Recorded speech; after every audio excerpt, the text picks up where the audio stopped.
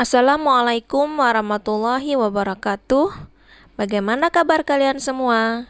Semoga di tengah pandemi COVID-19 yang belum usai ini, kita semua senantiasa dalam lindungan Allah Subhanahu wa Ta'ala, sehat, dan menjadi manusia yang pandai bersyukur. Bertemu lagi dengan Ibu Antung Mailiana Robianti SPI dalam kegiatan bimbingan dan konseling secara daring.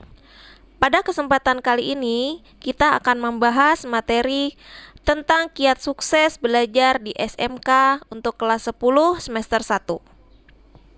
Sebelum kita masuk ke materi, kalian harus tahu dulu, apa sih SMK?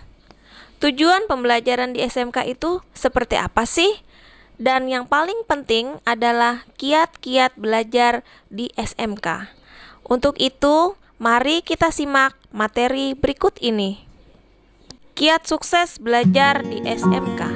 Tujuannya, supaya dapat mengenal sikap dalam belajar, serta menerapkan sikap dan kebiasaan dalam belajar yang baik di SMK, hingga mencapai prestasi yang luas. Sikap dan kebiasaan belajar.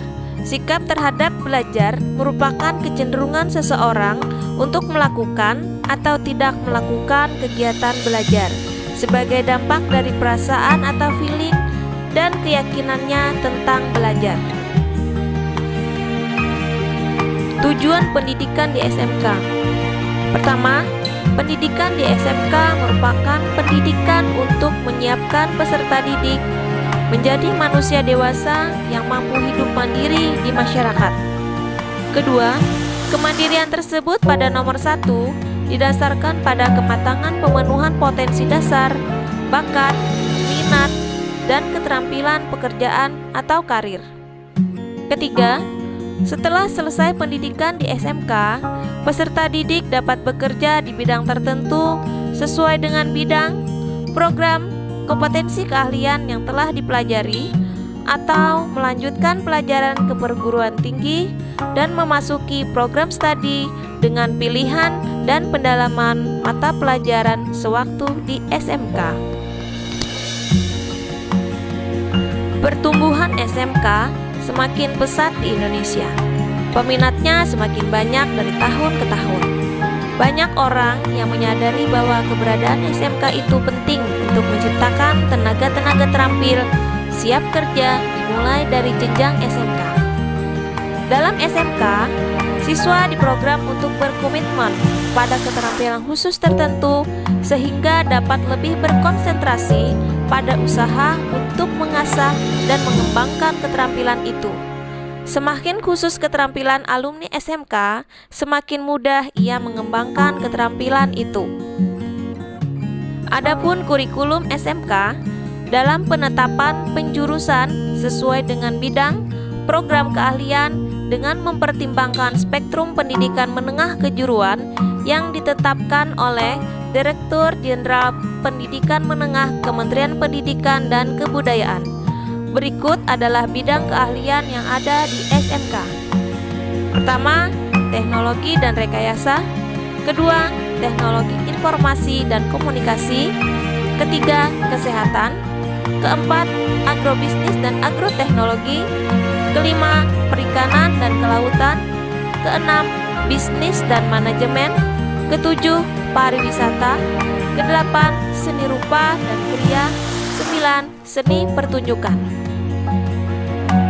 Memilih peminatan atau jurusan, sikap dan kebiasaan belajar yang harus kita lakukan adalah: yang pertama, kenali minat dan bakat.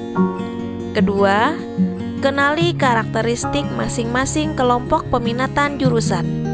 Yang ketiga, ketahui rencana kuliah dan karir di masa depan. Keempat, diskusikan dengan guru bimbingan konseling dan orang tua.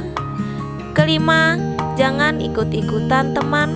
Keenam, jangan terpengaruh dengan isu-isu tidak jelas tentang sesuatu jurusan tertentu.